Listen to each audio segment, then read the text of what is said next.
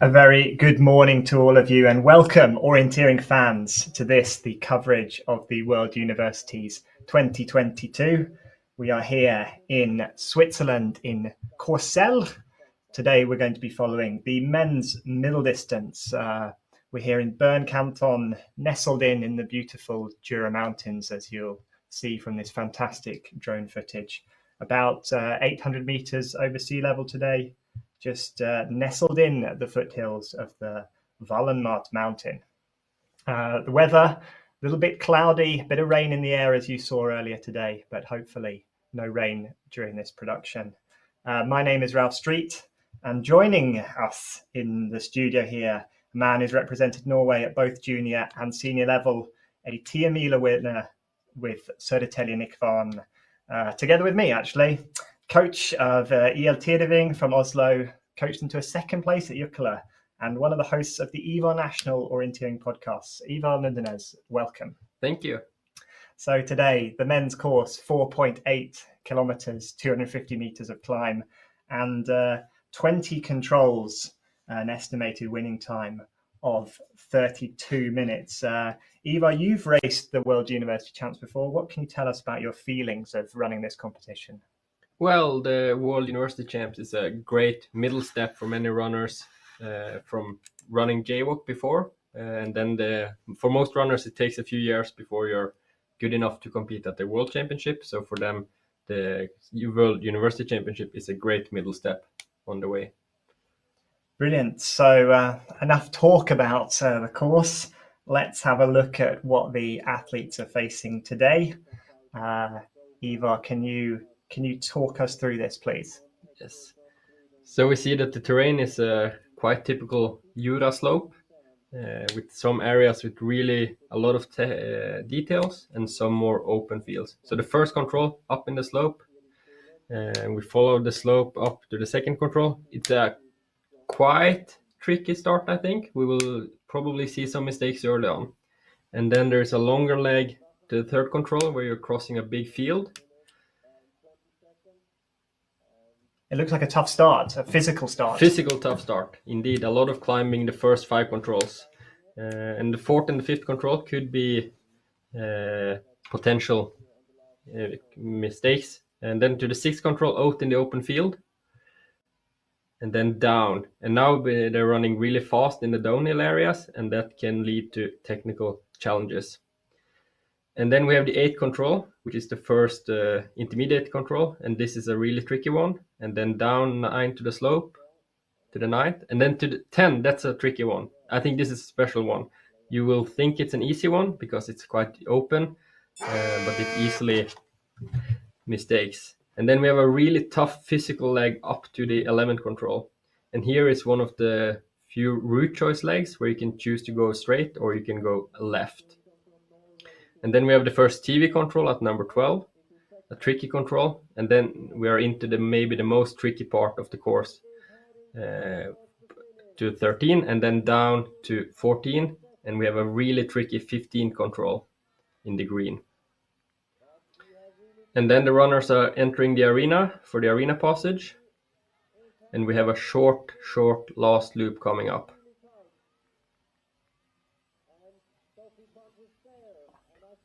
First to 17 seems to be quite okay control, and then we have a control to number 18, which can lead to some route choices. Do you go up or do you go down in the slope? And then we have the pre-warning at control 19, and then a quite tricky leg to the last control. So here it's orienteering all the way in. It looks like lots of different challenges for the runners. Yeah, I mean, you have to, some parts are really physical, some parts you have to really slow down and focus on the orienteering, while other parts you really need to push on if you want to have a fast race. Brilliant. Well, let's have a look at some of the men who've been selected to carry the GPS today. The first start was at 9 o'clock European time, so already 90 minutes of orienteering has happened. Jonas Soldini, very early starter, definitely one to pick out and have a watch of. Also here, Simon Hector and Simon Emark, the Simons from Sweden, both extremely talented runners. And picking out the Swiss favourites as well, Timo Suter here, Mathieu Perrin from France, Victor Svensk, another Swedish favourite, we'll say. Again, towards the end of the start list, wider afield with Aston Key from Australia. So good afternoon to the Australians watching. Yeah, and we need to point out the long distance winner, Fabian Ebersold. He starts 11:34, so in about an hour. One of the outsiders today also. And here the last part of the start list. The last starter there, Jonas Ferenc from Hungary. Yeah, he's a really good runner. Last year he was a bronze medalist at both the long distance and middle distance at Jaywalk. And he is definitely a guy that can perform really well today. Last meters here towards the finish, and the running time for Guillaume. So as you've heard already, we've had 90 minutes of orienteering. We're just going to show you the replay of the current leader, and that is Simon Hector from Sweden. Here is his GPS. Here for Guillaume Elias, maybe into a 5th position.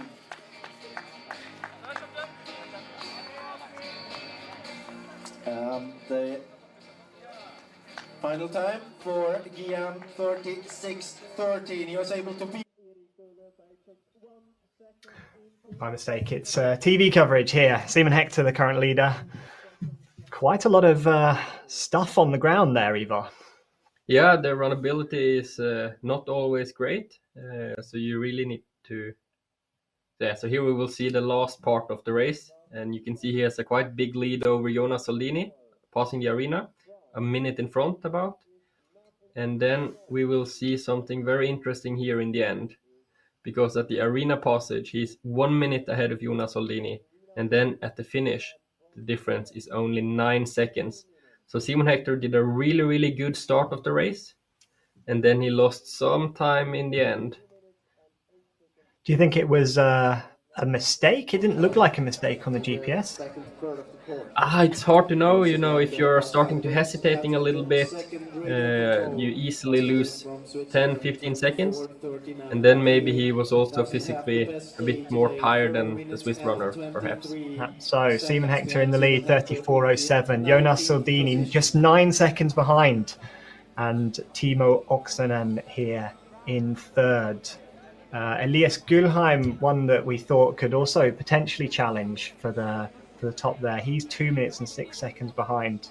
So quite some gaps actually on this, the results so far. Yeah, and for us that have seen the GPS of these earlier starters, we know that Simon Hector ran really well in the first part, and then from the first TV control and in, he have lost almost 1.5 minutes to Jonas Soldini. So that can explain why he is 2 minutes behind the estimated winning time. There's some quite good names here who seem quite far behind. So is it a tricky course today? Yes and no. I mean, it's not the most tricky course we have seen this year, but it is several controls that are really tricky. And when it's a championship race with high pressure, people tend to make mistakes. So it's a good course that will show the difference between the best runners and the second best runners today. What kind of skills or what's the most important thing, do you think? If you look at this example here, what's the most important thing to find in these controls quickly? Yeah, I think this is the key area of the race, the first two controls, and then from 11 to 16. We can see that there is quite a lot of details. So you need to be really, really sharp on the direction, so you pick the correct details. Because if you're a bit sloppy and you end up a little bit away from where you're supposed to be, I think it's quite easy to see something and you think you are where you should be, but you are making then a parallel mistake. Do you think this is what's happening to Isak Jonsson? Yeah, seems to be missing the control in the green, and it seems from the GPS that he has been really, really close to it.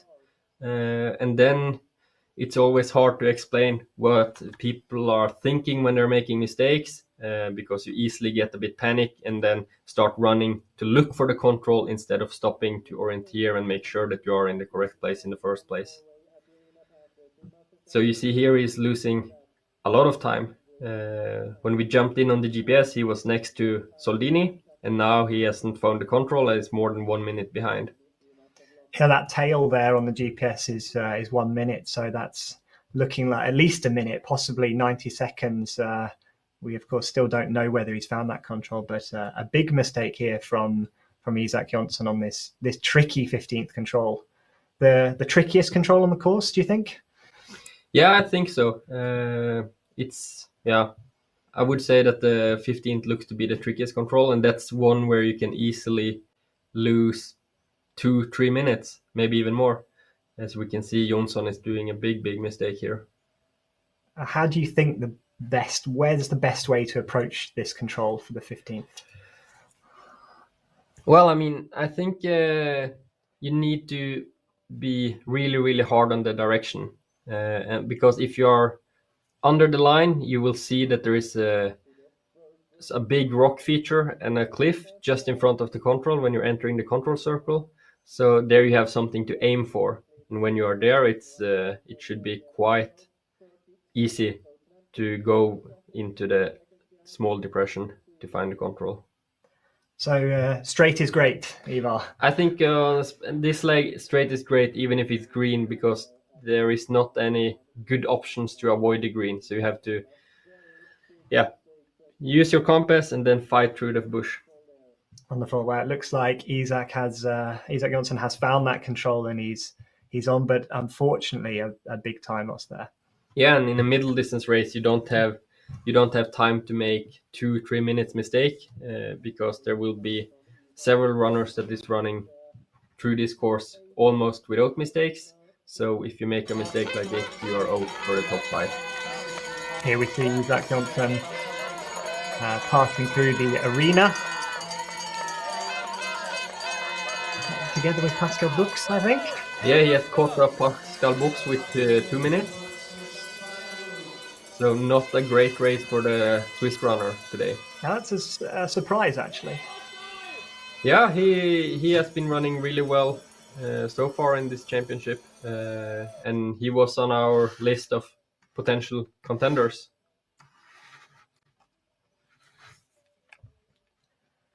Big climb out of the arena.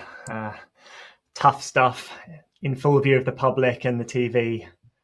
Yeah, and I think when you have been through a very technical area into the arena, it's important to exchange the rhythm and increase the speed a little bit. But then when you reach such a big climb, it's not always easy to accelerate and get up to top speed again. So I think we will see some differences in the last loop, even if it doesn't look that hard technical. I think there will be differences based both on the physical condition when you reach this part of the course, but also who is still mentally fresh and are able to really do attacking orienteering in the end, and who is more passive. So I think the last loop could potentially be a decider today. Pascal Buch's 9th in the long distance and 6th in the sprint distance. So Isaac he's still done a good race. Yeah, we saw Isaac, he passed just outside the top 10.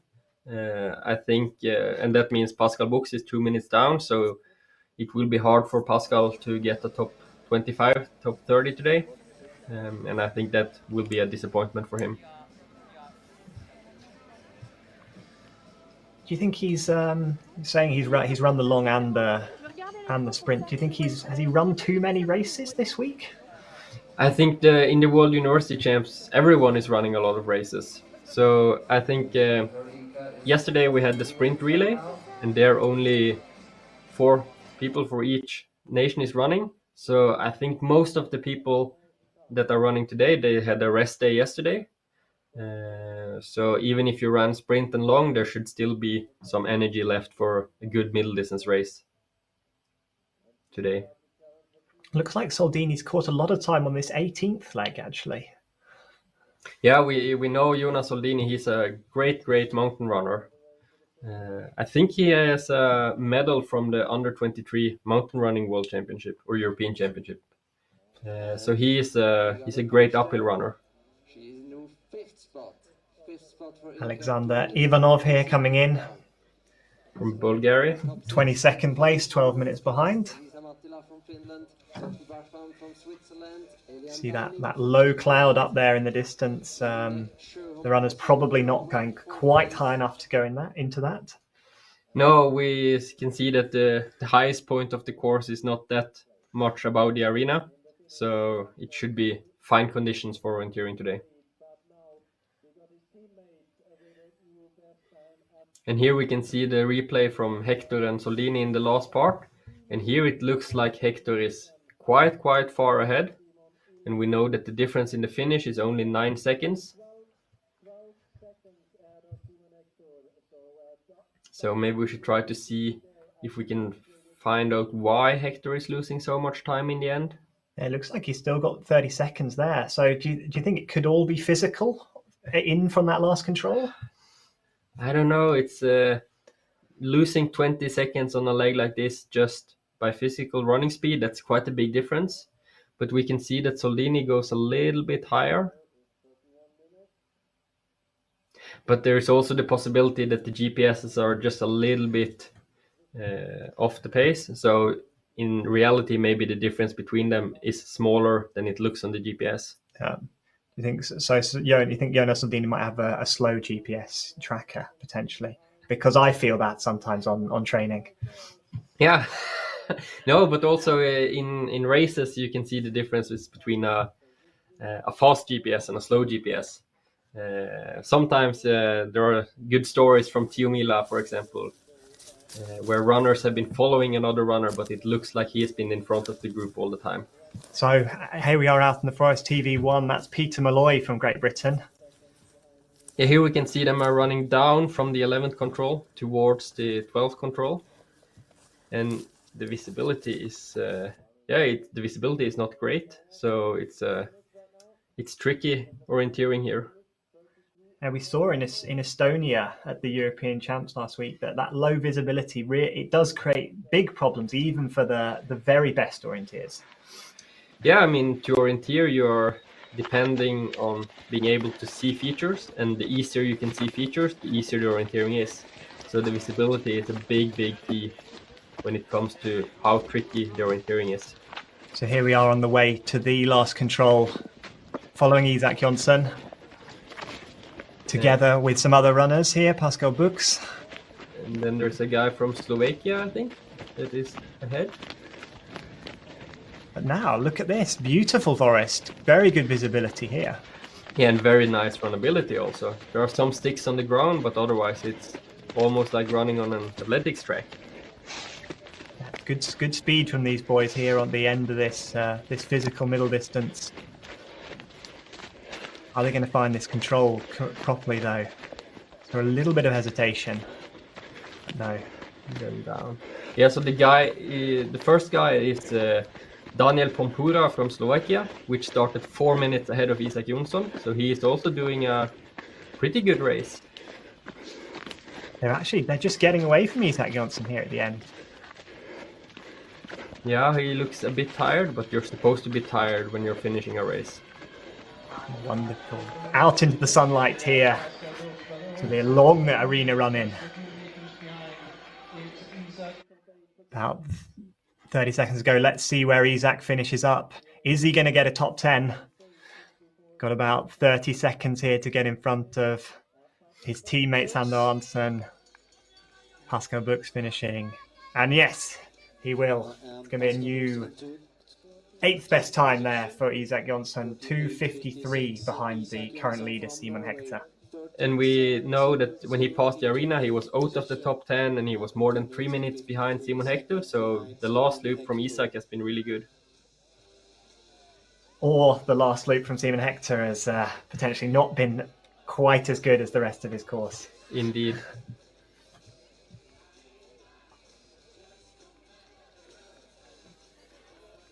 So yeah, Simon Hector leading currently ahead of Jonas Soldini.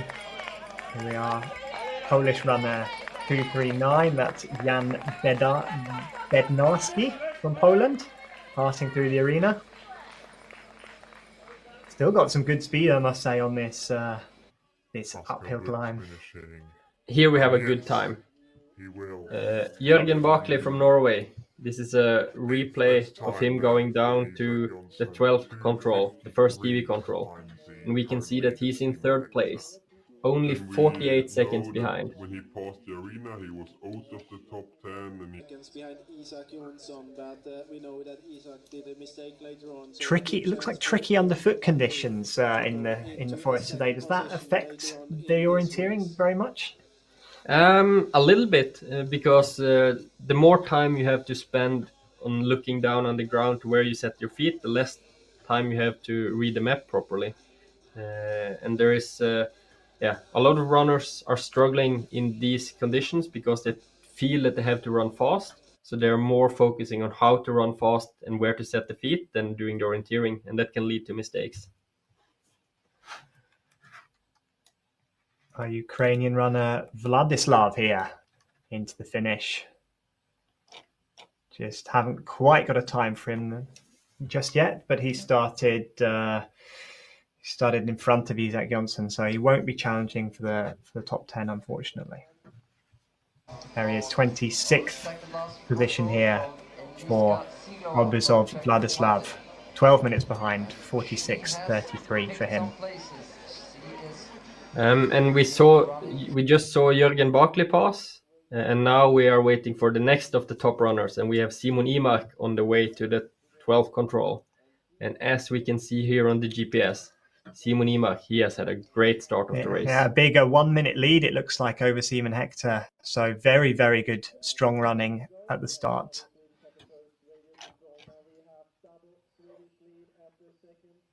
Very impressive, actually. We thought Simon Hector had a very good first section, but no.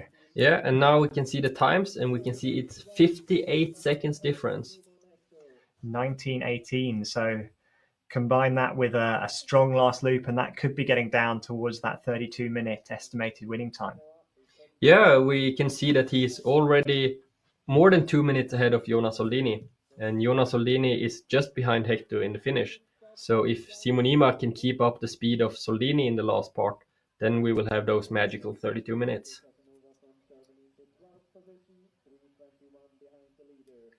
Short leg across the slope here on 13. Yeah, potential tricky one. We have seen on the GPS that a lot of runners, they have been going up to the road. But here we see Imark, he's executing the straight route choice perfect. Why do you think they're going up to the road? Well, I guess it's the safety first. I think it's easily to think that you can see that there's quite a lot of green on the right side of the line, so you could be afraid of getting stuck in the green. So I think it's a part decision. It's like partly because of you're afraid of entering the green area, and partly because you want to see the road to get a safe entrance to the control. But he mastered it anyway on that straight route choice, Simon Emark. Yeah, and you can see now his tail is gliding away from the tail of Simon Hector. So that means that indicates that the gap is getting bigger. Simon Hector looks like he's gone down to that path and then coming in from the boulder. Actually, on that 13th control. That's an interesting decision. And from Simon Hector and Jonas Soldini, we can see here that the gap is way more than 1 minute between them, and the difference at the arena passage was 1 minute. So that means that Simon Hector has also lost some time from the 13 control to the 16 control, which indicates that Simon Emark, if he executes these next 3 controls well, can increase the lead even more. So Simon Emark started out very straight under the line towards this 14th control, now drifting off to the left, actually. Yeah, and he's coming down to the path, and he just crossed the path, it seems, and this is potentially, this is a risk. Now he's entering the green area, and he's turning towards the control, but does he know exactly which path he is crossing? I find sometimes that it's difficult to see these paths in this kind of forest. Everything looks the same on the ground. Is this the same here? It could be, but here we see there is a path that is with a thicker black line, so that should be a big one. I think it's quite easy to not see the smaller ones, but the big one you should be able to see. So here we have Jürgen Barclay, who we saw a replay of earlier. He's passing through the arena. New second best time here, just 19 seconds behind Simon Hector, 40 seconds approximately in front of Jonas Soldini. He looks strong, Ivar. Yeah, and he has caught up some time on Hector from the first TV control, so it looks really good for him. Fighting on up the hill, and now there's 4 more controls, and we know that Simon Hector lost some time in the end, so this is going to be an interesting battle. What goes through your mind through the arena passage when you're looking at such a short last loop? I think it's important that you think that you're really focusing on every single one of those last controls has to be executed in a perfect way, because it's quite easy to think, it's only a few controls, they don't look so difficult, I just have to run fast. So you have to be really have the right mind and you want to be in control of your orienteering the whole way. Here are the orienteering fans out in the arena. Typical, obligatory equipment actually is the folding chair in orienteering if you're going to sit in the arena and watch our wonderful sport. Yeah, and we can see both the 2 most typical types here with the 3-foot chair also. Yeah, and here we can see the Finnish runner Aro Aho compared to the 2 Swedes. And we can see that he is well behind Emark, but he's not far from Simon Hector. Maybe he's even ahead. So it's a good start from the young Finn. Yeah, he's 7th on the long distance. So here we see, get him on the TV coverage, wonderful. Climbing up here. Again, into this low visibility. Tricky orienteering here. Classic Finnish no sock tactic in action as well again. They breed them tough in Finland. Wet forest as well, as you can see, getting onto our camera lens. A small mistake there, but he found the control. And now he's turning down towards the 12th control. So a new second best time potentially here for Aro Aho. Fighting together with Simon Hector. The GPS looked very close. Yeah, and we can see that the terrain really forces him to do a lot of direction changes. He's not able to just run in a straight line. And now down the slope towards the next control. And we can see that he is now 10 seconds away from Simon Hector's time, and I think he will not quite make it, but it's close.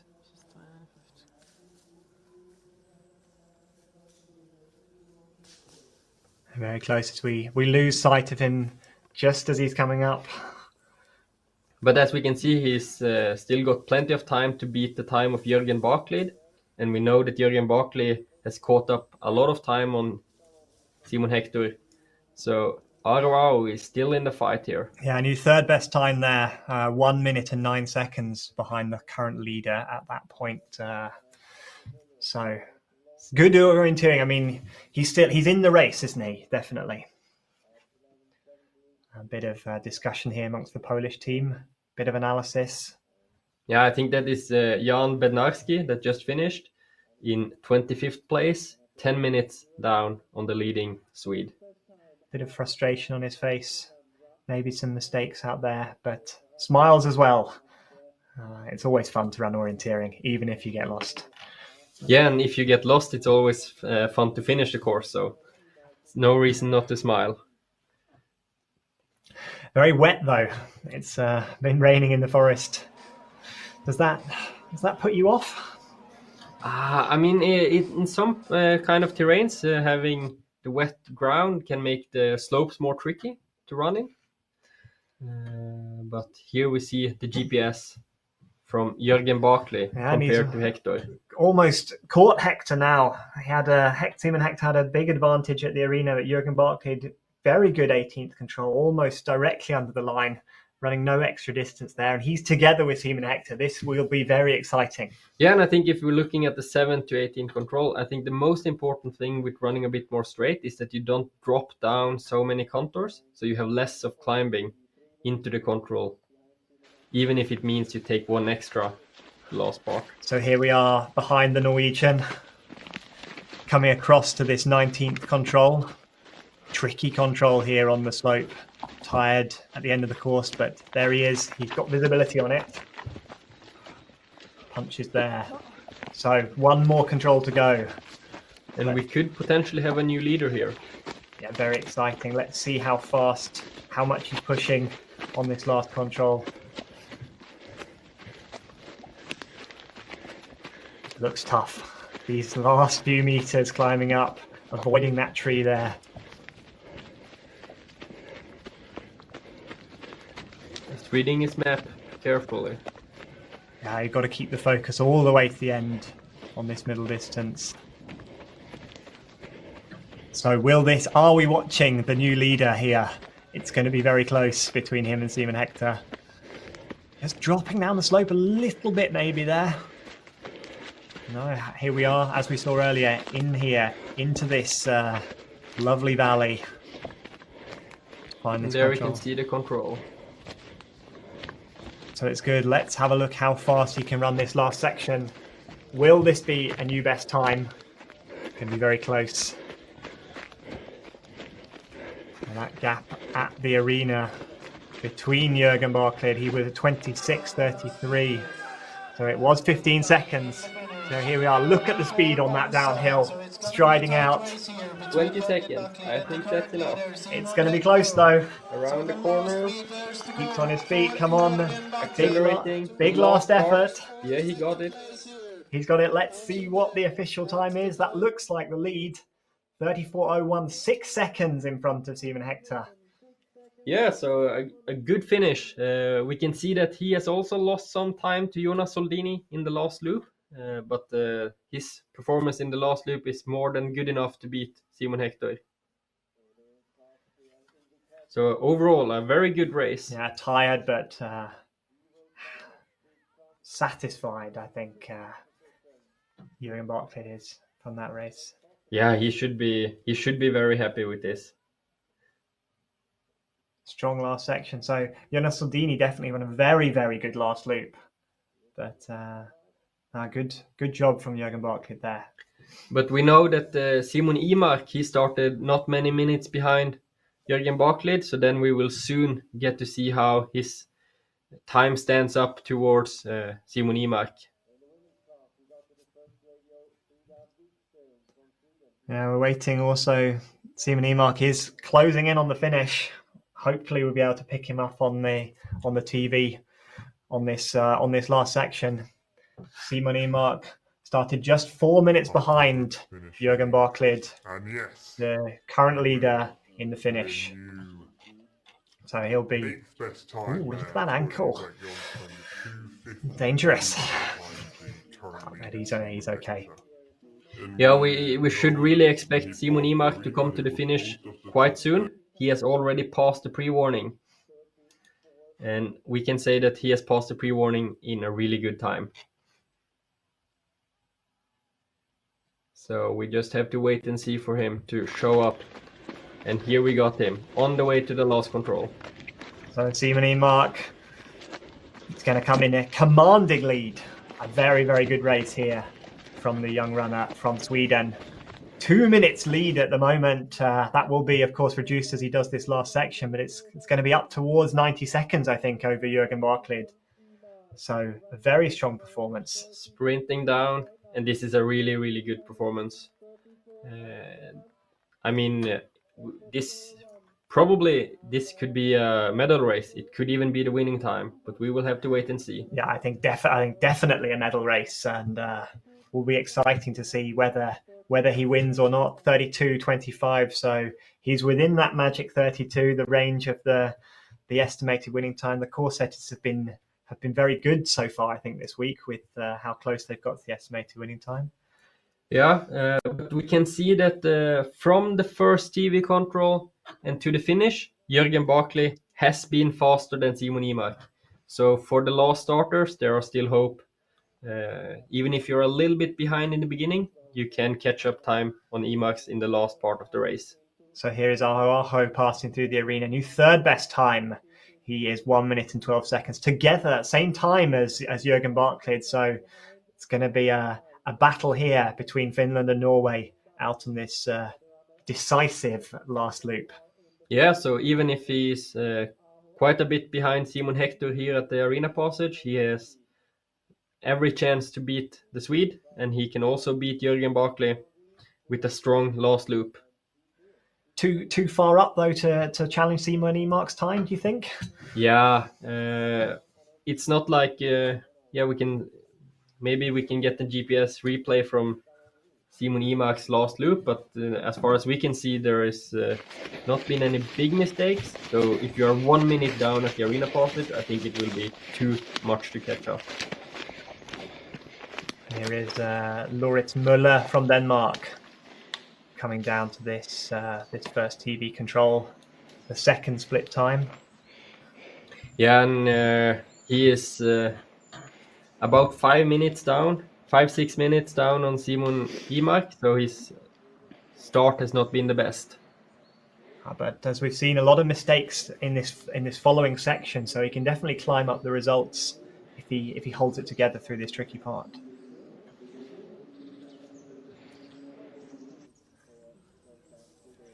Here we see Müller from Denmark going to drop down this slope onto the control. Physical, tough, challenging orienteering here in Switzerland at the World Students, following the men's middle distance here.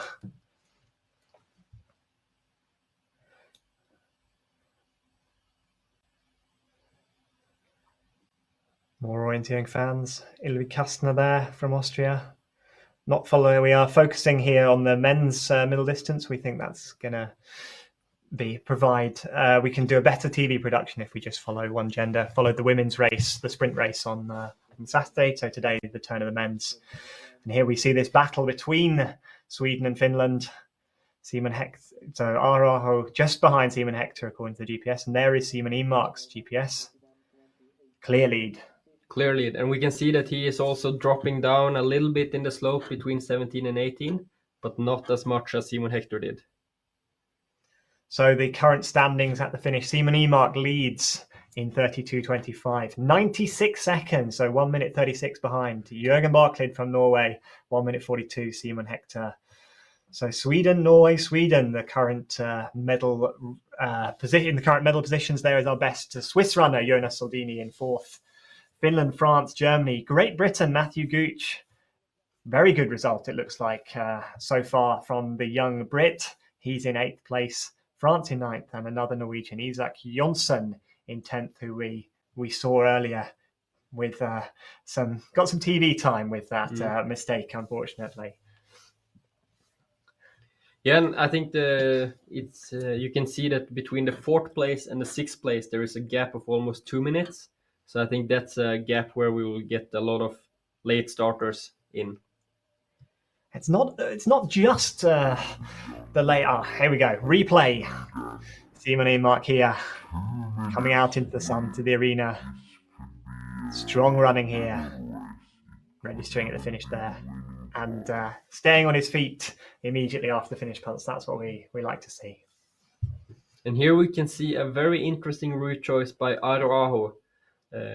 I think this is the first we have seen so far, because most runners have picked the right route choice from the 17 to 18, but he turns around, go back up left, and goes to the path, and then he runs through the green area. But do you think that's going to be good? Is that a good choice? It seems not to be a good choice, because we can see now that Simon Hector is almost at the control, and the difference between them at the 17 control wasn't that big. So I think Airo is losing quite a lot of time here, actually. And now he ends up crossing the line. So a bit skeptical about that. Yeah, it looks like some extra distance here being run with no real benefit, really. Yes, he gets a little bit of time on that path, but as we saw, the forest looks beautiful in this part. Yeah, and then I think the very short path running distance is not waiting up for the green area he has to pass. Yeah. And we can see now that he's almost a minute behind Simon Hector, and the difference at the arena passage was not more than 20 seconds. Yeah, and also Auro in a tight battle with Jürgen Barclid, and we saw Jürgen Barclid, we think, run a very good 18th leg. Yeah, and we know that Jürgen Barclid is ahead of Simon Hector in the finish. Indeed. So some time loss here, proving that the orienteering is important the whole way. And fortunately, we think a bad route choice there, unfortunately, from Aho, costing him some time and possibly taking him out of this medal position fight. Yeah, and we know that Jonas Soldini is only 9 seconds behind Hector in the finish, so he might even drop behind the Swiss also. Yeah, current 5th place here is also his Finnish teammate. It's Teemu Oksanen, so potentially fighting there between Aho for who will currently be the top Finnish man at the World Students Middle Distance race today. Also a little bit, there we have him. So the battle for the best Finn, they're close. Aho still has just a lead as we see him. Looks like a small mistake though onto that control. Mistake. And we can see now that the French Theo Radoni that started 2 minutes ahead of Airo, he was a bit behind at the arena passage, and now he's all the way up in the back of the Finn. So yeah, Airo have lost some time in the last loop, but he's still running well. Looks strong in this last part, the last control. Yeah, still got a bit of energy. Good to see. Will he hold it together though? The last control coming up here onto the top, bursting out into the beach woodland. Different route choice by our running cameraman here. Yeah, and we can see that he will not be able to beat Jonas Soldini, and then we are counting him down towards his teammate Teemu Oksanen, and we have 1 minute there. And the running is not that long, so looks good for Aho here. And so looking for a new 5th best time here then from Aho. He has got about 40 seconds here to get into the finish. So best Finn currently will be Aho. New 5th best time, getting cheers from his teammates. And there he is, punching the finish. 2:29 behind Simon Emark. So yeah, about a minute close to a minute time loss on that last section. It seems, so 2:29 behind, and Jürgen Barkley was 1:36 behind, so close to a minute, yes. Here we see the GPS replay, and you can just see that route choice left. It looks almost like the climb out the control was the most decisive part. Yeah, I mean, you have to pass between two big cliffs, so maybe the runnability there was not that great. Jonas Sundini, he has run a very good last leg, as we saw him leading that GPS with the mass start from the arena. French coach here. Yeah, so that's Theo Radoni that just finished behind Araújo. He finished in 11th place so far, 4:32 behind. So not a bad race at all, not a bad race. The French team have had a strong championship, I think, so far. And if we look at the results today so far, Elias Gülheim, he's in 7th place. And Alexandre? I think we go for Alexandre. Yes. Alexandre Vergnaud? My French is really not good, unfortunately. Yeah, but let's go for Alexandre Vergnaud. Yes, okay. He's in 10th. He's 4:18 behind. And Thierry Radonnet, who's just finished there, just behind his teammate in 11th, 4:32 behind. Yeah, and we know that the French has one runner left, Mathieu Perrin, which is one of the big favorites for today. And I think he is one of the few that can really challenge the time of Simon Imar. He won the bronze medal in the long distance. He was leading that race almost from start to finish, but he made a small mistake in the third last control at the long distance, which made Fabian Ebersol pass him and take the gold medal away. So maybe a revenge is coming now for Mathieu Perrin. He'll have to keep orienteering all the way, though, as we see this tricky controls on this last section. Yeah, and we know Mathieu Perrin, he started 1 minute ago, so there will still be a bit of time before we get to see him close to the first TV control. Yeah, so stay tuned, people. 30 minutes before we will see Mathieu Perrin here in the finish. He is not the last starter, though. After him, we've got Victor Svensk, another very strong one we've picked out as a favourite. And then towards the end, of course, Aston Key from Australia, Wojciech Sikora from Czech Republic, and Jonas Ferenc from Hungary, just the last starter, just to name a few. Being the last starter, 12:02 today. Yeah, and it's a bit of a quiet time, but we are soon waiting for new top runners to entering the first TV control.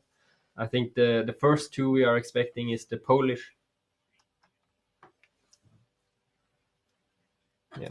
So we are waiting for Kasper Kuka, the Polish runner, and Daniel Vandas, the Czech runner, to be the next top runners to arrive to the first TV control. But let's take a commercial break, and then they'll be closer to that control when we come back.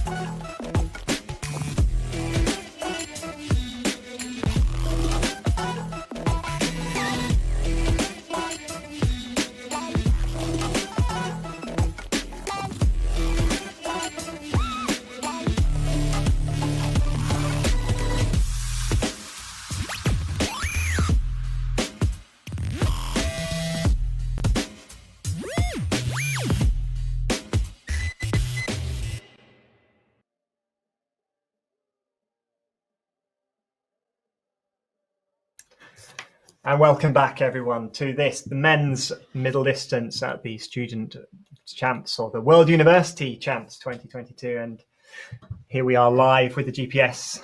So Simon Emark, the current leader in the finish, seeing his GPS. And he has got a lead, but it's on Czech challenger here Daniel Van Das here, who looks like he's in second place in front of Simon Hector. Not so much of a gap there, Ivar. No, the tail is 1 minute, so the gap seems to be around 25-30 seconds. And they picked the same route choice here, it seems. Oh, Vandas is turning. Vandas is turning up left to get to run the uphill on the field, while Simon Imak is running straight. And here we see Kasper Kuka, the Polish runner. He was also on our GPS picture, but he is a little bit behind the other boys, but still having a good race. Yeah, so he's now down He had towards the TV control. around 90 seconds down on Daniel Van Das. A little bit further up to Simon Imak.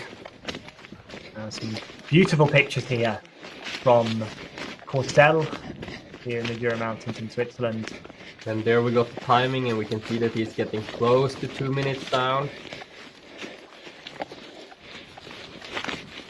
Yeah, 150 through this tricky. I know it's a short leg, but it is a tricky leg, this Ivar. Or at least the first part of it is tricky. Then, of course, you've got this big hole which will catch you. Yeah, and you can see the visibility when you're entering this big hole. It's really good, so you can get a nice overview. I think that helps a lot. See him climbing up the other side there, just in the edge of the shot. This physical middle distance here, lots of climb, bushy forest, stuff on the ground, visibility, rocks. And now we're waiting for Kuka to come. So, waiting for Poland. And here we can see that he is very close to Jonas Soldini. And we know that Soldini has had a strong finish, so there's still possibilities for Kuka to enter a finished area in a high position if he has a good last part of the course. But it seems like he is losing a bit more time down to number 12. We've got his punch here, 11th position here, 2:38 behind, tucking in there between Jonas Soldini and Eric Döhler from Germany.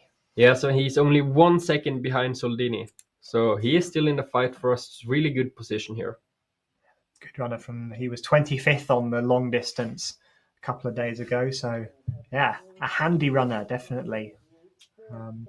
Let's see whether he beats his 25th result from the long distance here today. 2 minutes behind him was Alistair George from Australia, and then 4 minutes behind Daniel Van Das from the Czech Republic, who we saw taking that left route choice, getting in the fields up to the 11th control. And we talked a bit earlier about Simon Hector losing time in the area before the arena passage, and I think we can see now partly why he lost some time. Gliding out quite far left on the way to number 14, and then turning back. And here we have Van Das. But he's a little bit unsecure here. Hesitating a little bit. But that could be good. Yeah, I mean, if you're about to do a mistake, it's much better to stop and read the map to avoid it. And we can see he's now entering the big hole. So yeah, let's see whether that route choice on the 11th control was good. Will this be a new second best time to this radio control? We'll have to see. That looks like Alistair George, so he's caught his 2-minute man from Australia. Yeah, but we know that Van Das is running really well, so it's not bad time for the Australian either. So will this be a new second best time for Daniel Van Das from the Czech Republic? It's going to be close here between him and Simon Hector. And we saw on the GPS before that he was quite a bit ahead of Simon Hector. So Daniel Van Das, he have lost time on the 11th and 12th control. Because now he is behind.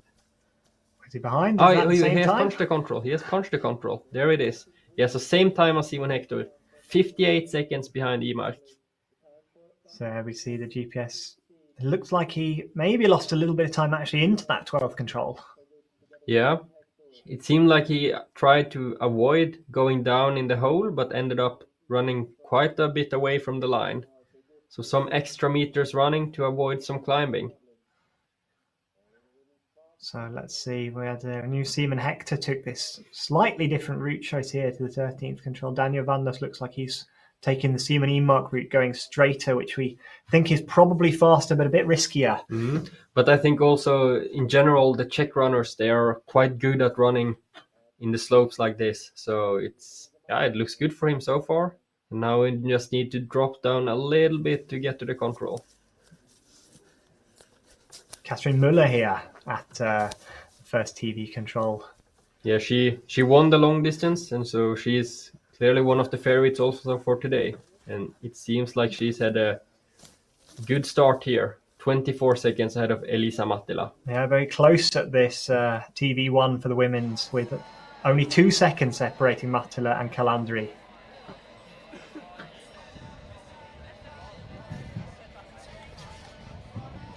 Back to the arena here.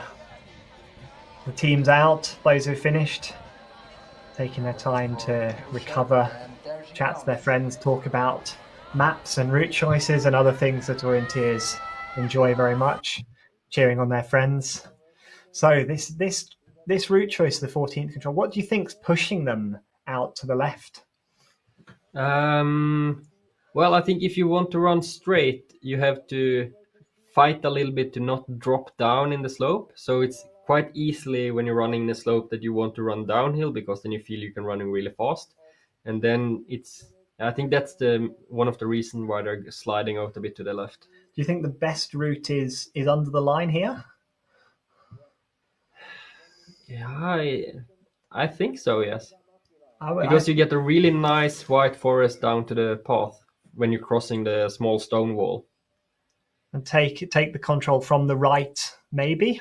On that, just see that hilltop that's just on the edge of the circle. That's a good option. It looks like people are being attracted by that path on the left-hand side.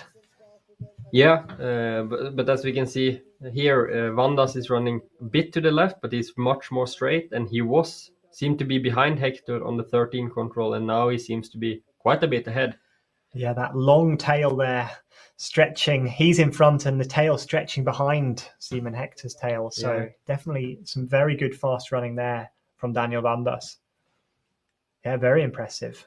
And then, of course, now it's not the easiest entrance to the control, but if he passes the small cliff here now, then he should have a really good attack point. And we can see that his direction looks really, really good now. Yeah, it looks like an aggressive choice, actually, to go straight on that final section. And then he's entering the green area, and you can see that the GPS is almost stopping up. Yeah, we think he's probably found that control, I guess. There. I think a tricky a cliff facing away from you, and you're running straight at it through a green area. Like, if he's found that straight on, that's very impressive orienteering. Yeah, but it looks like that because now he's crossing the path to the next control. So I think he has closed in a bit of time on Simon Emark. It was 1 minute, and now he's much closer than 1 minute. Now, Simon Emark also drifted out to the left, so a very good section on what we think is the hardest part of the course. So very good execution here from Daniel Vandas. But this tricky 15th control to come, and then we'll see him at the arena and we'll see what the difference is between him and Simon Emark. But it is really, really hard to catch up with Simon Emark, because we know that his last part of the race was good. It was not as fast as Jonas Soldini, but it was not many seconds slower. So I think he has the second fastest finish from the arena passage. Yeah, so if Daniel Vandas wants to challenge Simon Emark for the new best time, he's really got to get within 20 seconds of him at the arena passage. Yes, and then he needs to have a really, really, really good last part. Unfortunately, we've lost signal of him now, but we think he's somewhere there between Simon Hector and Simon Emark. And we should hopefully see him at the arena passage very, very soon. This is Calandri into the finish on the women's course using this split screen technology. Wonderful. Well, and we knew that she was 2 seconds behind Elisa Mattila at the TV control, and we can see that now she's more than a minute behind. So the French girl has made some mistakes in the last part of the course. Yeah, 1:08 behind Elisa Mattila. and into 5th position. So we know that it's really, really close in the women's race.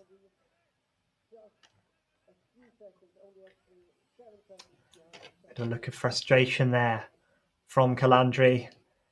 He's on the floor, tired after that last section. And we are waiting for Daniel Vandas to pass the arena. So we lost track of his GPS, but so excitement as we wait for Vandas. But here is Katrin Müller passing through the arena. He's also lost time on that section between PB1 and PB2. She's now 7 seconds behind Lisa Mackler, having had a lead of almost 30. Yeah, so it's not only in the men's class, the area leading into the arena is causing problems. And here we have Kasper Kuka, and he had a good start, but now he has lost more time. 5 minutes behind now for the Polish runner, just in front of Tuku Sekpa and Flori Grierson, making it to 19th. And we know that Daniel Vandas, he started 4 minutes behind Kasper Kuka. So that means either he has already passed or he has lost some time. I think he won't have passed. So this 15th control potentially proving tricky for Daniel Vandas. He's going to be more than a minute behind Simon Emark at this arena passage. And here we have him, Daniel Vandas, running quickly though, I must say. But 1:42, that means he has lost about 1 minute. Asking for a drink here, but not receiving it. Just getting instructions to run faster on this last section. Yeah, no time to lose here. And we can see that he is 14 seconds ahead of Jonas Soldini. And we know that Soldini had a really, really good finish. So it will be a tight battle. Yeah, it's going to be very challenging for Vandas, I think, to hold off Soldini on this last section. But he was looking strong. So he was looking strong. And we know that, we can see here that he is not that far behind Simon Hector. So there is still possibilities. We know that Simon Hector, he is having the 3rd spot in the finish right now. And Jürgen Barkley in the 2nd place is not that far ahead. So if Vandas has a really, really good finish, there's still possibilities to take one of the top spots so far. Yeah, for Daniel Vandas was 4th on the long distance earlier this week, 29th in the sprint. So he's going to be fighting around for that 4th spot when we come into the finish. It's very close actually between Jürgen Barkley, Simon Hector, and Jonas Soldini. All of them packing in at the finish within approximately 20 seconds. So need some good orienteering here from the young runner from Czechia.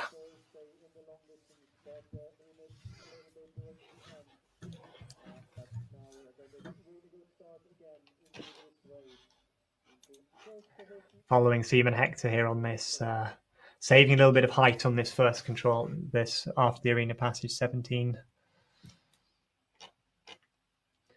Just 4 controls. So I presume, Eva, when you do the arena passage, you look ahead. What do you think when you see so few controls on the last loop?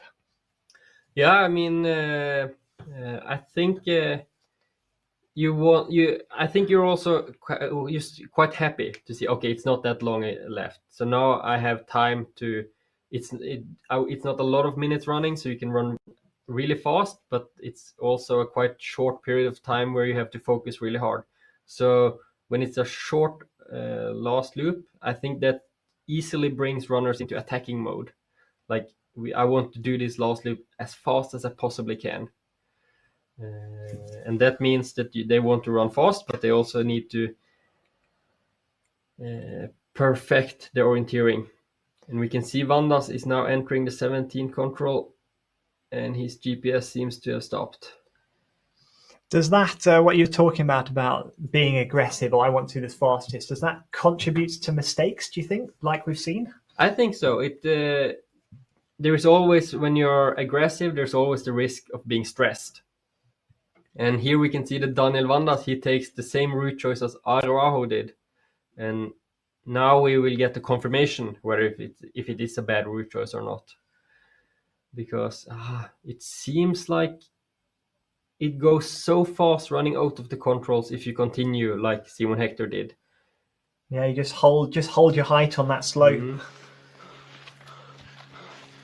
It's really steep here. But this is not Daniel Van Das. This is Mathieu Perrin from France. Entering the first TV control. Possibly one of our big favourites, we thought. Potentially third place on the long distance today, but he is unsure. He does not know exactly where he is at the moment. In this tricky bit of light green forest. Yeah, so he's entering. I think he got the control there. He's behind the big cliff, the big rock, and now he's down towards the big hole. And it will be really interesting to see the time. Strong runner from France, and very well at the European Championships in Estonia. Also some very good results at the World Orienteering Championships in Denmark. Yeah, but we can see that he is late. He's already more than half a minute late, and it's still quite a far distance to go, so he will be more than a minute behind. Yeah, he'll be behind both Simon Hector and Daniel Van Das here at this first TV control. So things are looking better and better for Simon Imark as more and more runners don't quite get it together on this first section. So yeah. But we know that Jürgen Barkley, he was about 1:45 behind at this point, and he's still in second place at the finish. So Mathieu Perrin, he's still in the fight for a medal here. Yeah, it's going to be around the time of Timo Suter here who's currently in fifth. Let's see and wait for the official punch. Yeah, so 1:20. Yeah. 1:20. Yeah, just in 1 second in front of Timo Suter and 6 seconds in front of. Yeah, and Timo Suter, we didn't see him past this point, but he is still outrunning the course. Maybe we will get him at the arena passage. And yeah, here we see him live. Timo Suter is live. But yeah, almost a minute behind Jürgen Barklid coming into the arena passage.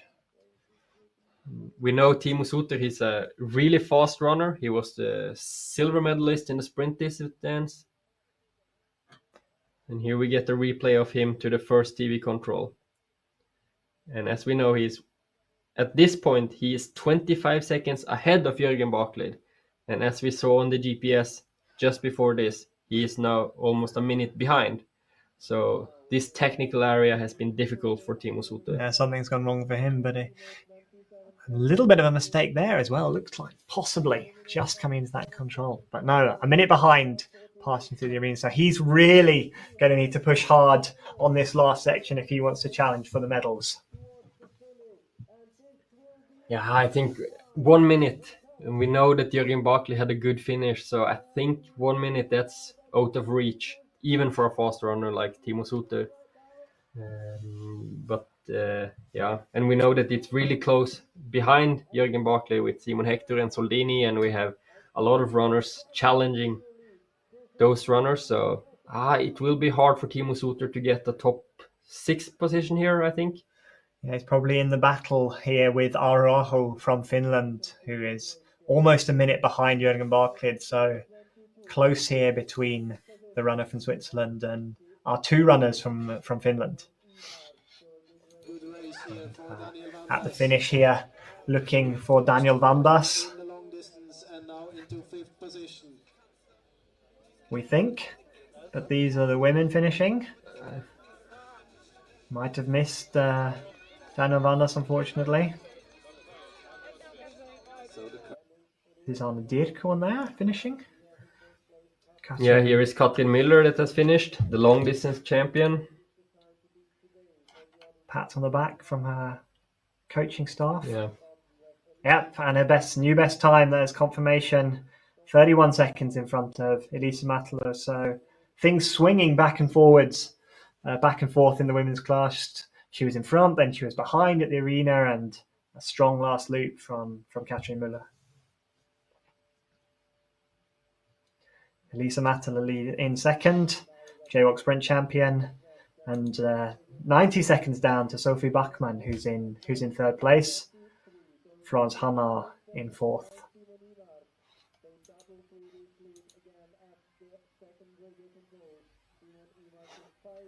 A lot of talking about maps. Yeah, we saw that she lost some time into the arena passage, so now she's probably explaining her small mistakes in that area. Very important, I think, to tell your coach exactly why things have gone wrong, I think, as soon as possible. George from That must be the thing orienteers love most, is to tell others about their mistakes. Yes, and especially also normally why it's not their fault. It can't possibly be your fault. It's always the map, the terrain, the course setter. And here we have a good time at the first TV control. No surprise. Victor Svensk, only 5 seconds behind Imark at this point. Triple Svensk here. Yeah. He's a good runner, Victor Svensk. Yeah, and we know that the Swedes, they are always really, really good in the middle distance. At the European Champs 2 weeks ago, they won the triple in the men's middle distance. And here, there are no triple in the forest, but we know that Simon Hector has been passed before the finish. Yeah, so this tricky control awaits Victor Svensk here. Yeah, but here we also saw that Svensk, he went up to the pass and the road to number 13, and it seems like he is a lot more than 5 seconds behind here. So that seems to be costly. Let's see whether he can run as well as Daniel Vandas did earlier on this route choice. Will he be able to hold his line across this tricky slope, or will he end up drifting left like we saw his other Swedish compatriots do? Yeah, and talking about Daniel Vandas, he has now finished outside of the picture in 5th position. So he's behind Soldini, but ahead of the Finn Aroaho.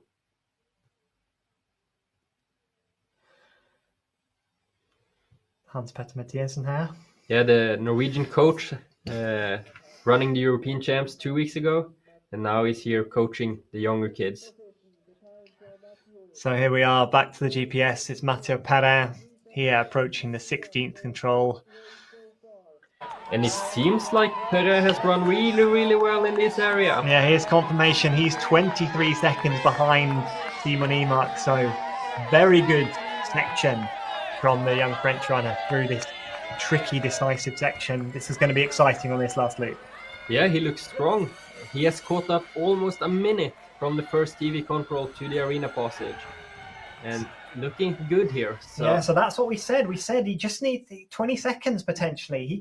This could potentially be a new leading time if he runs like Jonas Soldini. 20 seconds, then you are within striking range. But you have to be really, really good on the last part. But he has the chance. Yeah, we've seen people struggle on this. So this is going to be very, very exciting to watch. Will it be France or will it be Sweden on top? We'll find out in about 10 minutes time, I think. Yeah, or even shorter. The last loop is about 7 minutes of running. So yeah, if it takes 10 minutes, we'll find out that it's definitely Sweden. Timo Suter here. Looking at it, he doesn't know exactly what's going on. A little bit of time lost here. Looking around. There we got the control, I think. Bit tricky here, but... And now he's heading for the last control. But as we saw on the GPS just before we got the pictures, he is behind. Yeah, about 3 minutes down, I think, on that control. So fighting around about for 7th or 8th place. Yeah, I think he's fighting with the Finns, Aroao and Teemu Oksanen. It's going to be exciting. Is this top 10 potentially when everyone finishes? Yeah, I think it's just outside top 10. Just outside top 10. There's still some really strong runners left. It's going to be I think a good result though for Timo Suter, probably, if he does manage to sneak into that top 10. Yeah, he's not a sprint specialist, but I think in general, his best results have come in the sprint discipline so far. So a top 15 in a technical middle distance, that's something to be quite happy about. No one's ever happy though with their orienteering results, are they? Unless you win. So let's see. Looks like out of range of Aroaho, but Timo Oksanen's time potentially at risk here on this final section. Timo Tuta 20 seconds now. going to be close as he rounds the bend. Oh! Yeah, that's a few seconds lost there, but he got enough time. Yep. Those VJ bolds not quite giving him the grip he needs on that tricky last corner. That's mean though. Downhill and then in a 180-degree turn. That's not on easy. A slippy grass. Slippy grass, wet day. Difficult there. But he's in. He's finished. And here we have Victor Svensk. New best time through the arena. He's run a very good loss. He's going to run a very good middle section. Whoa, says Ivo. Yeah, he was 5 seconds behind at the TV control, and then we saw him losing a little bit to the next one. But then he's really going through the technical 14th and 15th control at good speed. So now he got it in his hands, I think. 18 seconds down to Simon Emark. But as we've seen, a lot can happen on this last section, both fatigue physically and also mistakes technically. And here we go, the replay. And talk us through this, Ivar. That's like he thinks he got it, and then no. So back to the GPS, Mathieu Perrin. Yeah, we see that Mathieu Perrin has not been able to get closer to Emark. The gap looks like it's extended though, potentially. So maybe some trouble somewhere for Mathieu Perrin. This is going to be exciting though even if he doesn't manage to challenge Simon Emark, it's going to be challenging Jürgen Barclay and Simon Hector though for this second and third place. Yeah, so Mathieu Perrin, even if he gets beaten by Emark, he's definitively fighting for a medal here. It looks like he's safely into this 18th control, but around about a minute behind Simon Emark. So yeah, and now it's not possible to catch up that time. So Simon Emark, he is still the leader. He will be the leader in the finish also when Mathieu Perrin has finished. But as we saw, we're waiting for Victor Svensk, who's out as well on this last section. Yeah, and we know Victor Svensk, he is really, really strong physically. So if he can keep his coolness on the last loop, I think he has really, really good chances to take the lead here. So probably the last control which you can lose significant time on, this 19th control, Mathieu Perrin. And there we see him punching. So he's got that successfully. So probably a new second best time waiting for, provided he holds it together on this onto the way to the last control. Trying very hard here, you hear his breathing, working hard up this gentle slope. There's even a gentle slope at the end of 32 minutes of tough orienteering can be pretty physical. Yeah, and we can see now 10 seconds, and we know that that's not possible. Yeah, so the time running out. He will not beat Simon Emark, but that time he looks like he's going to get in front of Jürgen Barclay. Yeah, I think the running time from punching the last control until you're crossing the finish is about 35 seconds. So that means he has plenty of time to beat Jürgen Barclay. But when you're fighting for a medal, every second counts. We see him there. He's successfully into that last control. Finds it fine and out into the arena. Down on this last slope.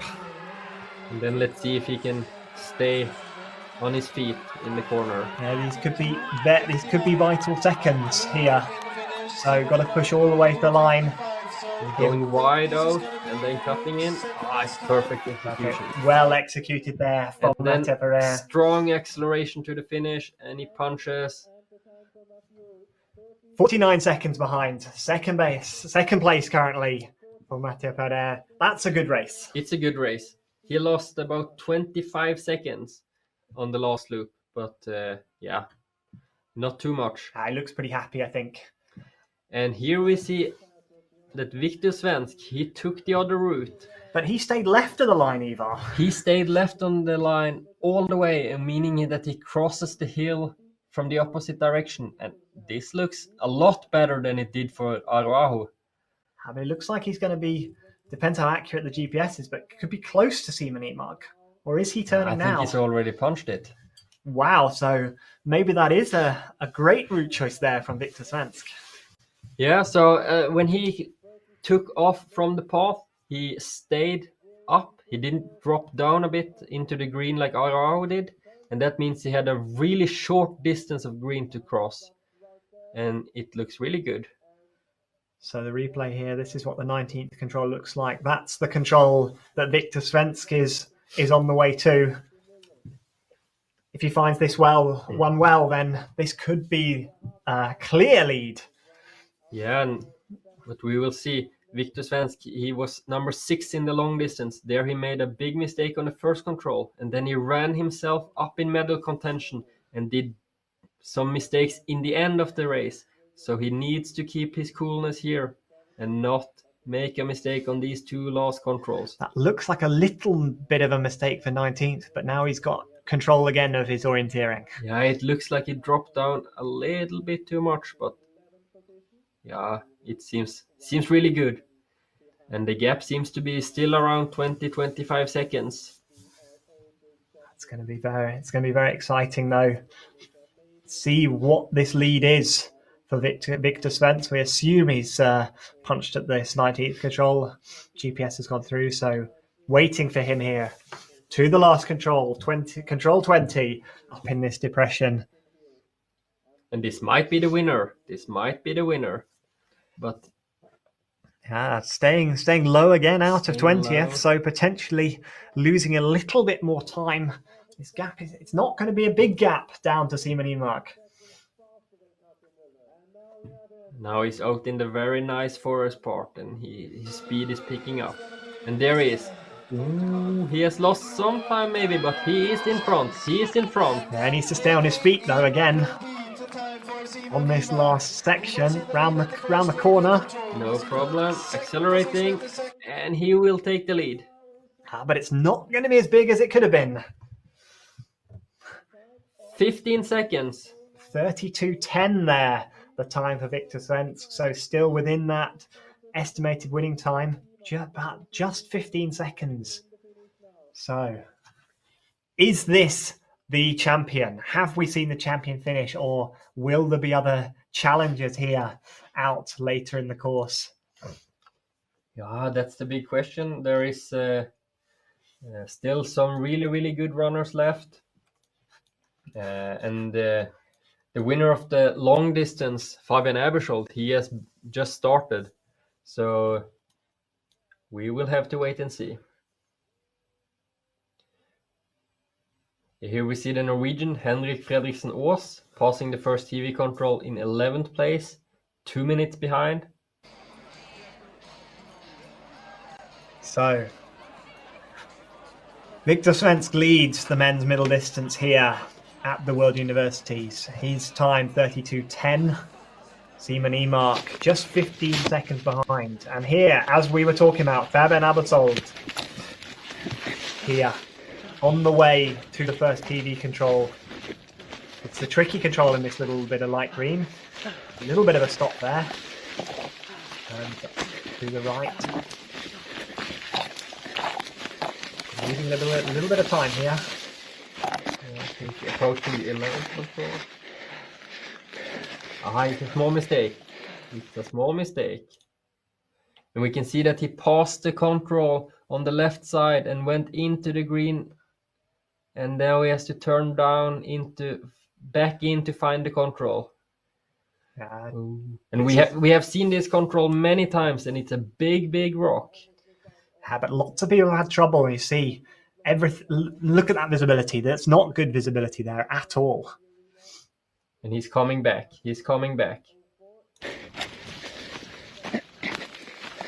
So back on the tail of Abersold again, and there it is. There's the control, but those were some vital seconds. So there we see. Now he's a minute down at this, and he's still got quite a way to go to this first TV control. So not going to be challenging the current best time at this TV control, but as we saw, runners like Jürgen Barclay, for example, who is in 10th, 146 behind. Yeah, Fabian Albertol, if he runs a good last loop and especially a good section after this PB control, he could be fighting just on the edge. Maybe that fighting that bronze medal, potentially. Yeah, but I think it's every second he loses now is maybe a second too much. Yeah, he's going to be around maybe 15th place or 14th, 15th place at this first TV control. And I think the mistake we saw was about 1 minute, so he has also lost some time before. As now he goes over 2 minutes. Still got good speed though, I think. So physical capacity is good. Running very fast. Of course, being Swiss, we expect him to be able to master this tricky section as well. And here we have Topi Syrjalainen. Yeah, he started Finnish starter. He started just 2 minutes behind Victor Svensk, so this is a very good run from Topi Syrjalainen. We haven't seen anything of him so far, but he has done a solid race in the background, finishing 4th place. So he's almost 30 seconds behind Mathieu Perrin, that has the last medal place right now. Very packed in there behind Topi Syrjalainen, 20 seconds down to Jürgen Bartlid in 5th, and 25 down to Simon Hector. So you see there on your screens in the battle, Topi Syrjalainen, currently the highest placed Finnish man on this middle distance. Yeah, and he's also the last Finnish man, so he will end up as the best Finn today. Yeah. He looks happy, but then discussing that tricky section in the middle. Mix of green and white and rocks and contours, proving tricky for the men today. And here we can see Aston Key, the Australian.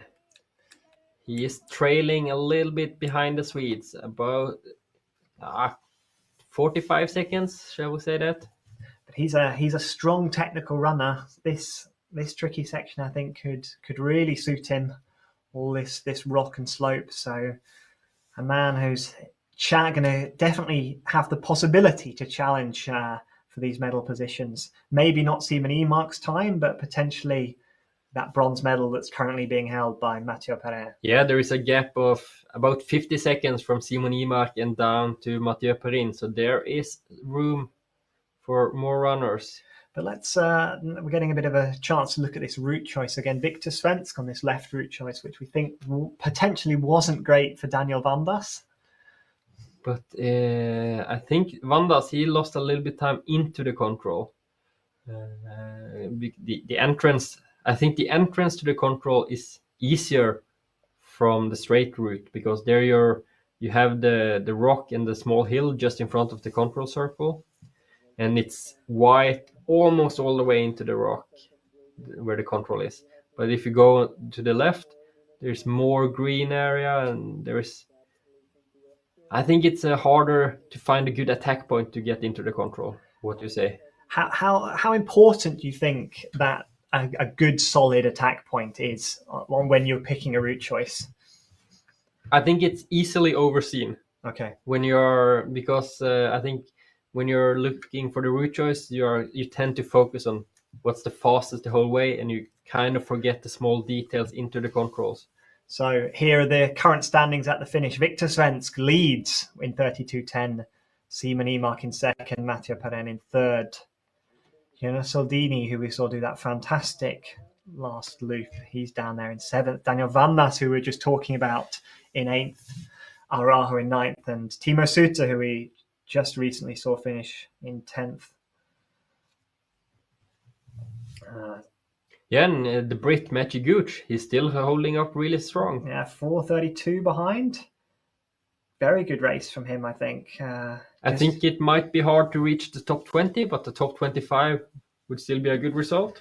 Yeah, it's going to be exciting to see. I'll ask you about this start list at some point when we get some time. But the two Norwegians there, 17th and 18th, and then more Czech runners, 19th and 20th. So a good mix of nations, shall we say. And here we have Fabian Ebersol. Replay here of him on the way to that first TV control down in the depression. Now we see here. So he is one of the few that decided to go left. I think that's a mistake, isn't it? It's a big mistake. Ooh. Yeah, so we saw him losing about a minute on the 11th control, and then he loses more time than that. So the long distance champion, he is out of the fight for the top spots today. That double mistake, sort of, do you think he made that second mistake because he made the first mistake? Yeah, I mean, it's so easily to be, when you make one mistake and you feel it was such a stupid mistake, now I need to catch up. And then you try to run a bit faster and you're not spending enough time and you lose more time. That's a classical mistake. So here we have FMP, and I don't know if you noticed, but comes out on the slope, stops, looks at his compass. He knows this is a tricky control in this light green. Is he gonna absolutely nail it? And there he got the rock. So some very good orienteering on show from the young runner from Australia. Nice. Yeah, so we saw him picking the left route choice, and it's a tricky entrance, but he did it really, really well. So not going to be able to challenge the time of Simon Emark at this first TV control, but potentially Simon Hector's time is at risk here. I think it's within range. He has 1 minute now, and it's not that long down. He's running a little bit further left than we saw some of the other runners go. Yeah, but he will eventually end up in the big hole. So then, it's so steep down here. Yeah, it's a bit of, as we saw, direction changes, well, forcing him off the line he wants to run. Yeah, he should find this control easily from here, despite what we saw from Fabian Ebersold earlier. Let's wait to see what his official time is at this TV1. Coming across the slope here, looking down. Good. Having a bit of a look, though. He needs to go more to the left. Seeing a small mistake here from Aston Key. No. And there he got the control. Yeah, he got the control. 56, so wow, just 2 seconds in front of Simon Hector's time. And here we have Henrik Fredriksen Ås into 9th position. He's had a good finish. We remember that he was more than 2 minutes behind on the first TV control, and now he's 2:17 behind. So he has caught up a lot of runners in the last half of the race. Yeah, probably a very good section in that tricky middle part of the course, which Aston Key's just about to go into. But, pleased looking Norwegian coach there with his young runner. Yeah, I mean, we don't have a lot of terrains like this in Norway, so for us it can be quite challenging orienteering here, but it seems like the Norwegian runners have been doing quite well today. Yeah, Jürgen Barklid currently sitting in 5th. Henrik Fredriksen was in 9th. And then the other two are also in the top 20 so far, but they will drift down a little bit in the end. Ida Happala here, on the way to the last control. In the fight for the new best time. And this is going to be really close. Yeah, she's just got 35 seconds to get into the finish. Very close between Ida Happala and Katrin Müller in the women's middle distance. Here, she's every pushing second hard. counts. Pushing very hard on this last section. Very, very close. Exciting. 15 seconds into the corner. Down her feet, down her feet. Yes, final last push. Here we go. Will this be it? Is this going to be it? Close. It's it. It's a new best time. 3 seconds. Wow, Whoa. 3 seconds. Great run there from Ida Happala. She's delighted. That's great to see. Yeah, I mean, you don't often get these kind of emotions from a Finn. So that says a lot about how happy she is about her performance today. I think that haven't looked at so much in detail at the start, so that could be our champion there, finishing Ida Happala. Jumping back to the men. Alistair Thomas here from Great Britain. Strong young runner. Run for Great Britain at both junior and senior level. Entering the 11th control, and we can see the visibility is bad, but he got the control. Yeah, he started just 2 minutes behind Aston Key, so this looks like a good time from Alistair Thomas. Run a good section. I think it's been a few minutes since we saw Key, so I think he's a bit more behind, but maybe in the area about 2.5 minutes behind the leaders here. It could be. So we will wait to see. Could be challenging for top 15, top 20, potentially. Something around there. So we have potentially a fight for being the best Brit, as we have Matthew Gooch currently sitting in 15th. Yeah, both right there. We've got Aston Key out in the course, fighting potentially for that bronze medal. So a lot of excitement here still as you're joining us for the coverage of the Student World Champs Middle Distance. Currently looking at on the lookout for Alistair Thomas here, climbing out of this big hole that he's found himself in. Deliberately, of course, though. Here he is. You can see he's coming into the control soon. Choosing to stay high, I think that's probably good. And then he just has to drop down. But he is hesitating. But smart. And I think we will see a mistake here. So I was just going to say smart to actually hesitate on the top before you go down to the slope. But it didn't look like he quite was able to find where he was. So a mistake coming up here. And now he's continuing on the ridge. He's not dropping down. Now we get a chance to see that run from Victor Svensk on that long leg. That looks very good, actually, straight under the line. Straight under the line, and now he has two nice cliffs to read on, entering the control. And we can see from the end of the tail that he was really a bit behind Emark out of the 13 control, and he's closing up here, and they are almost at the same time here at the 14th, I think. Yeah, so maybe Svensk is even ahead. So here, this leg to 13 to 14, that was maybe the decider of the race today. Yeah, he's very impressive, I think, to run accurately downhill through rocks and green and everything. As we saw Daniel Vanders earlier run a very good leg, and now Victor Svensk.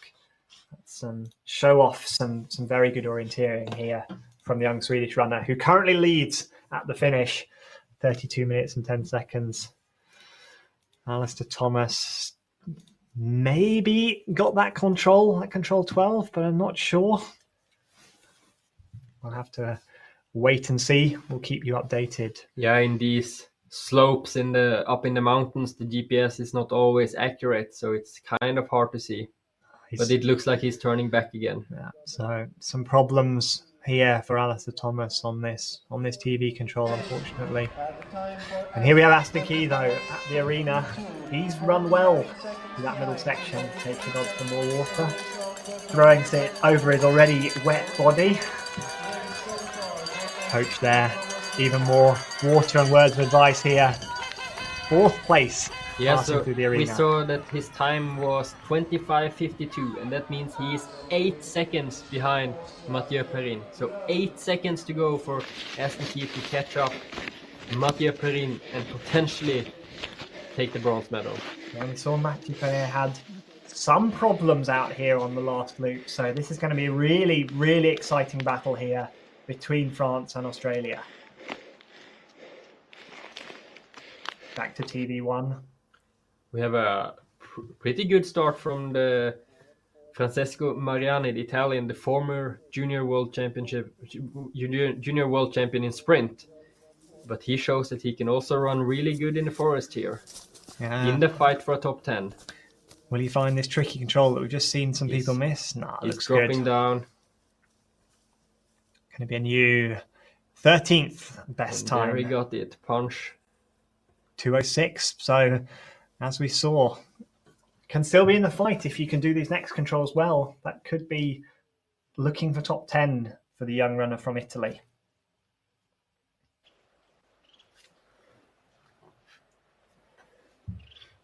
Getting near to the end of the start list, waiting on Wojciech Sikora and Jonas Frederick.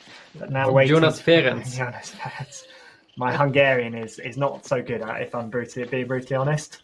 But no, we're waiting for Aston Key, we think. Yeah, Fabian Abasol we're waiting for now on the TV, who we saw make that mistake earlier, and then we'll be waiting for Aston Key out here, control 19. But here is Fabian Abasol. Doesn't look particularly happy. Saw his hands go up in frustration. He's found that control. And he's heading towards the last control. But we can see the time is running. Yeah, he's going to be outside the top 15 definitely, and potentially outside the top 20 when he finishes. Yeah, they're all packed in here. He's still motivated, still running quickly. Yeah, on the way to the last control for Fabian Abasol. But the time is running over 5 minutes behind. Taking a slightly different route to the other runners we've seen on this section, but he actually nailed it. Straight into the control. And out the last bit. Down, out into the arena, and down into the finish. But yeah, disappointing day today for the long distance champion, and I'm sure he will be looking forward to revenge tomorrow for the relay. Yeah, we're not seeing a full sprint here. Do you think he's just saving a little bit of energy? Yeah, or I'm not sure if it's intentionally or if he just can't be bothered. Yeah. Into the finish there. And a roll. 10 out of 10 for the roll, do you think? 9.5. 9.5. 9.5. Should have tucked his arms in, maybe. 8 seconds behind the leader. So not as intended for Fabian Abasol, but still happy. As showing off to his fan club.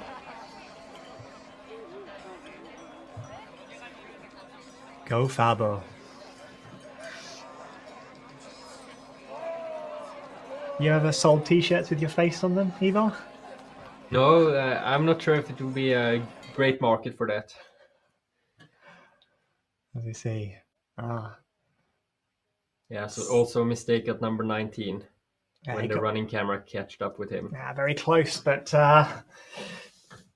we're waiting to see Aston Key here. He should be approaching that last running camera soon, if things have gone well on this last loop. We don't know. We've seen different route choices and people have mistakes, so this is very exciting actually, sitting and waiting here. Yeah, it's the fight for the bronze medal, so there's a lot on the line here for Aston Key. We are waiting. Yeah, and we top 6 as well. If he makes a small mistake, that he'll fall down the places quite quickly if things go wrong. It's all packed in after Topi Sirjalainen sits in 4th place. Here we have the live sync GPS. So it looks about a minute down on Simon Emark there. And that we know that Mathieu Perrin is about 50 seconds down on Simon Emark. So this is really close. Is really close here for Aston Key. But I think that's a small mistake. So these are vital seconds Aston Key is using. He came a little bit from down the slope. So it will be really interesting to see. Yeah, he's really got to run fast on this last section. And we have to take Alvaro Casado from Spain to the finish first.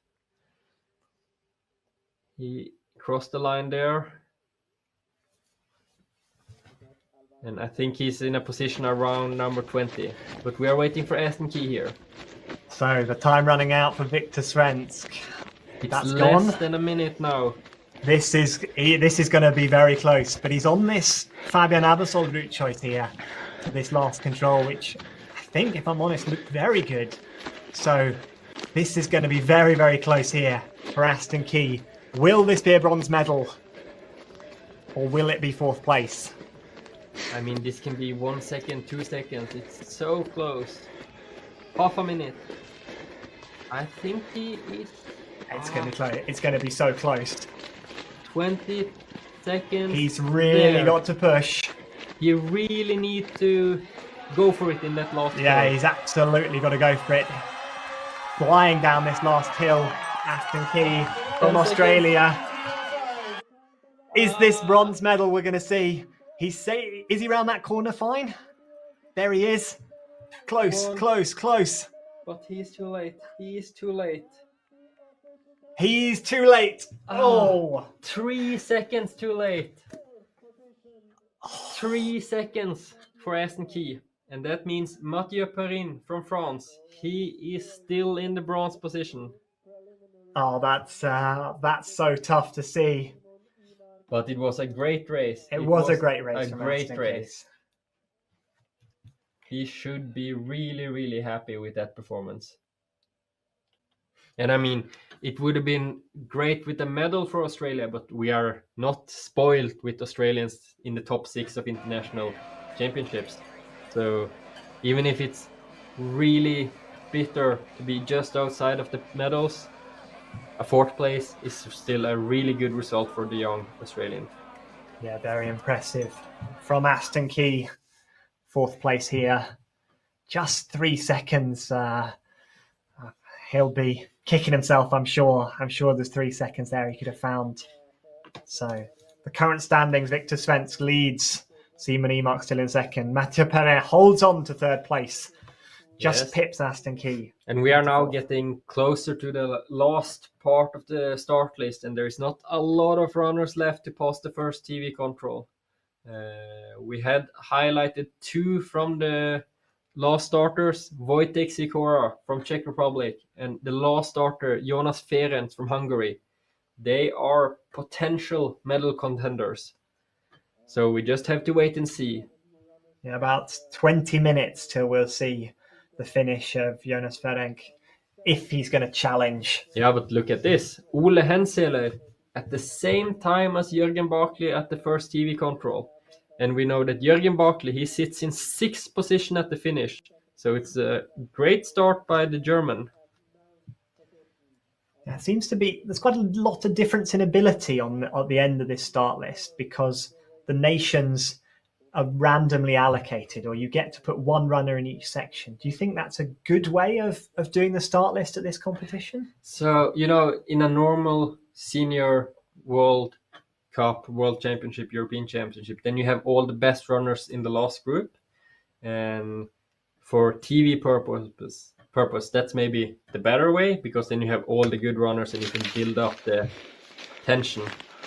But here they are split out all over the starting field. And here is another one of our good runners highlighted. It's Wojtek Sikora from the Czech Republic. And he has been to the 11th control. And he is now down to the big hole. It's our 3rd last starter in today's men's field. Done a good first section, I must say. Yeah, but he is behind Aston Key here. The time to beat Aston Key has already passed, and he is on the wrong side of the hole. So he will be 45 seconds, maybe a minute down on Aston Key. Yeah, so this is going to be really tough here for Wojtek Sikora to challenge the medals. We see here, 120, that was Mathieu Perrin. So he is not far behind the Frenchman. So the Frenchman, he did the last part of the race faster than Key. And that's why he's in medal spot now.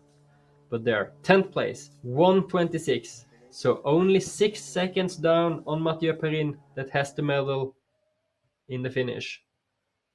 So he's in the game as well, Wojtek Sikora. Yeah, but then we saw him when he was leaving the control, he went up. So he's taking that left route choice out on the road. And from what we have seen earlier, that's a bit slower. Alistair Thomas here passing through the arena. 54th place. So that was a big mistake we saw at that TV control from Alistair Thomas. And we know that Wojtek Sikora, he was the 3rd last starter. That means that we have Stefan Jordanov and Jonas Ferenc left. All to play for. As we saw, Wojtek Sikora, he's in the mix here around this potentially bronze medal fight top 6 fight here, challenging Matthew Perrin, who currently is in bronze medal position, Aston Key in 4th, Topi Sirulainen from Finland in 5th, and Jürgen Barklid from Norway in 6th position. 50 seconds there separating Aston Key in 4th from Simon Hector, who currently occupies 7th position, the early starter from Sweden. Yeah, and that means there, as it is now, there's 5 different nations in the top 6. That isn't bad. And here we have, maybe you should take the Irish pronunciation, as that's close to home. Darahor, I think. Darahor, passing the arena. Still looking strong, fighting his way up the hill. Choosing the vest today, which looks a good choice now the sun has come out. Streaming over this arena, the Finnish arena here in Switzerland. Bit of rain earlier, but thankfully that has disappeared. Still wet in the forest though, creating slippery conditions for our athletes to battle through. Wet wood, wet rock, wet moss. Does the rain affect what shoes you wear, Ivar? I think when it's rain, I think you would prefer to run with shoes that has the metal dubs. But, those look like metal dog shoes on Jonas Ferring from Hungary as he comes into this tricky green control. Looks online though.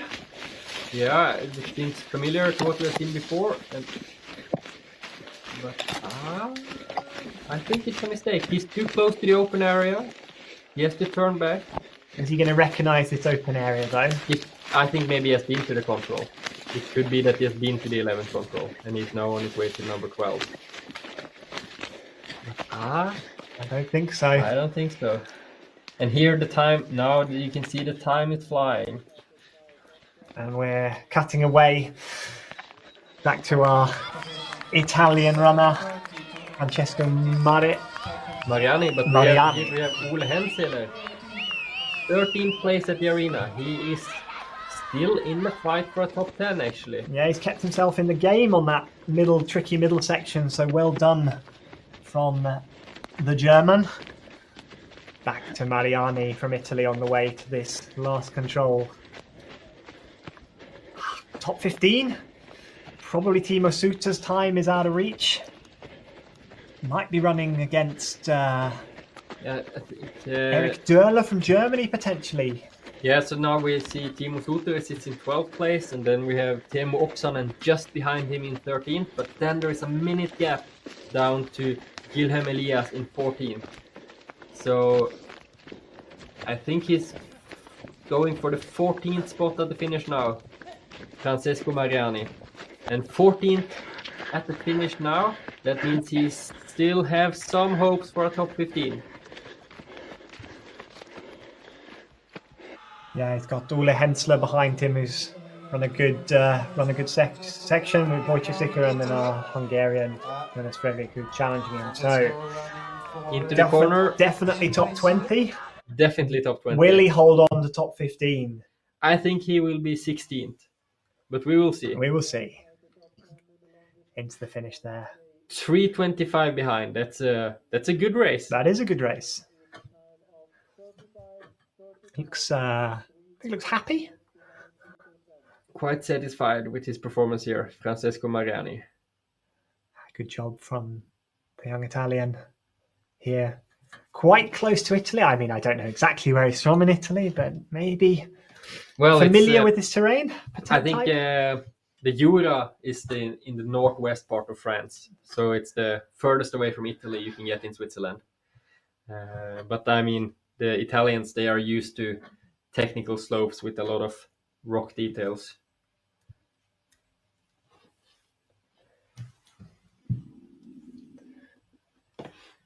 Yes, so technical slopes with rock details is that what is waiting for the world's elite at World Champs in Switzerland next year? Partly, I guess so. The World Championship next year will be organized And now at in Arena the eastern part of Passage, we got the Switzerland. punch So from it's quite far away from Sikora the from Jura Czech terrain. Republic. But Wojtek of course, there is are some punching similarities. there in a shared I think the sixth main difference position is together the with Aro Aho altitude. and Jürgen The Buckley World Championship will be at held 1 about minute and 30 1,000 seconds meters higher behind than where they're Victor running this Svensk. week. And if we look at the So finish that time, means that the terrain will different a bit with the within 1.5 vegetation, minutes, you but could also with the finish formations in the also. top 5. So still Yeah, have one of those to runners who work might be on looking to run at that World Championships is Wojtek Sikora, who we are waiting for at the Arena Passage. Should be arriving pretty soon if he's managed to run well. There he is, actually. And we have him in 6th position, 1:30 behind, same time as Jürgen Buckley. And the same time as Araho, so very close out on this last loop. Jürgen Barty, of course, did a very good last section, which we've mentioned several times. So this is going to be exciting for Wojciech Sikora. Will he get on the podium? Can this be a 6th place? Could even be challenging Topi Sirilainen as well, or he could fall down the results list. It's going to be very exciting to watch. Yeah, I think the most important thing to note is that he is almost 50 seconds behind Mathieu Perrin at the Arena Passage. So Wojciech Sikora, he will not beat the time of Mathieu Perrin. That left route choice, though, to the 18th that Victor Svensk took, we think maybe isn't that some? Can you gain some time on that? You can gain some time, but not enough. Not enough. And then he would need to have an insane running speed, and he looked a bit tired to me. He looked a bit tired. Well, we'll have to wait and see. Our young runner from Czech Republic, 3rd last starter today. Didn't run the long distance though, so potentially fresh.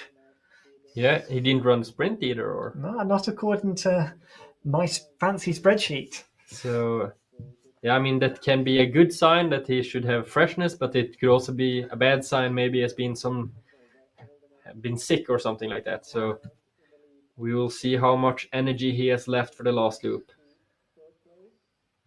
So here we see the GPS with that route choice difference between Simon Emark and Victor Svensk. So yeah, so he is now fighting for the 6th position mainly, and there's a huge difference between finishing 5th place and 6th place. While we're waiting, we're going to go to commercial.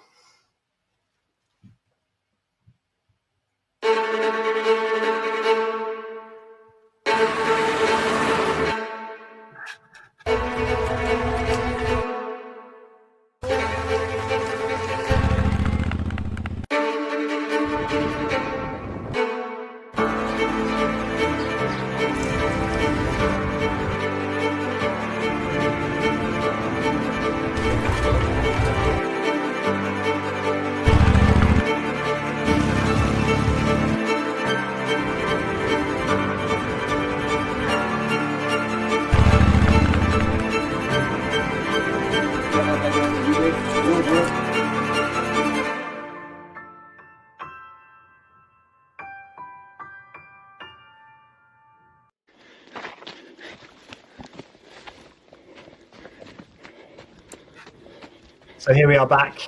It's Ole Hensler from Germany on the way to the last control.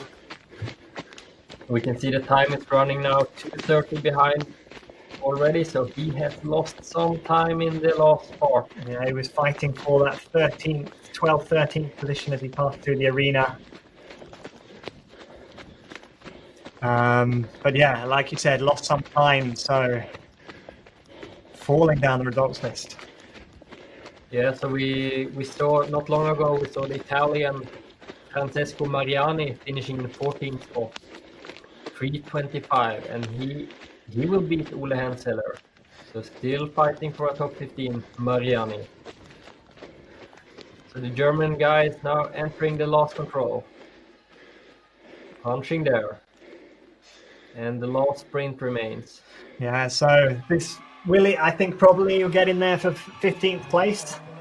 It's going to be close again. So some trouble here. Another runner having some trouble in this last In section. position. More than half a minute to go, so he should be in position here. At the moment, 35-45.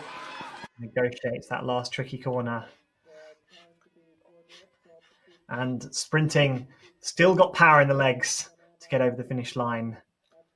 15th place, 3:44 behind from Ole Hensler. So he lost about a minute on the last loop and some positions there. Looks like Wojciech Sikora has lost some time actually to Victor Svensk and Simon Emark here. Yeah, it was 1.5 minutes, and now it looks to be closer to 2 minutes. So it'll be no bronze medal for Wojciech Sikora, but it's going to be close now for that 6th place. Yeah, we know that the 6th place of Jürgen Barkley is 1:51 behind. So looking approximately he's in that area at least. It's in that range. He's going to have to push really hard on this last section.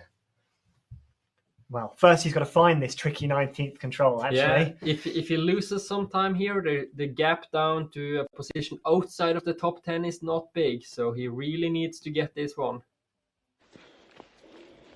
And there we see him.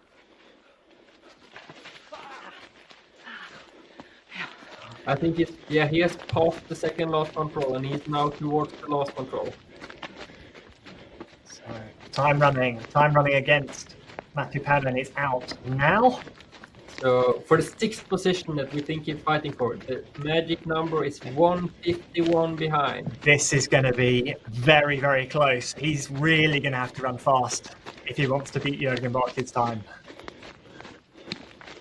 So 30 seconds there. Losing a little bit of time here. I think we can see it on the running speed that he's not as aggressive as some of the previous runners we've seen. And it's down to 15 seconds, and that's too much of a distance to cover in just 10 seconds. Yeah, not even Usain Bolt can do this last section. So will be no 6th place for Wojciech Sikora. No 7th place either. And it will be a close fight with Soldini. 10 seconds. That might be too hard. And then close again down to his teammate Daniel Vamba. 10 seconds. Runner today. I think he got that within range. It's so close. So close. Punches now. 1 second behind his teammate. More. The time didn't stop. The time didn't stop. We'll wait and see. We're pretty sure he got that correctly. What is the official time for Wojciech Sikora? It looked very close between him and Daniel Vandas. Yeah, maybe it was the same time. We will have to wait and see. It's the same time. He pops up in the results in 9th position. Same time as Daniel Vandas. 2 minutes and 12 seconds down. There it is. 2 minutes and 12 seconds down. Discussions there with Ole Hensler, possibly about this last loop, where it looks like both of them have had some trouble. And that means we have only 2 starters left. But yeah, we had the Hungarian Jonas Ferenc as the last starter, as one of the candidates for a medal race position, but he has made mistakes and he is not fighting for a top spot.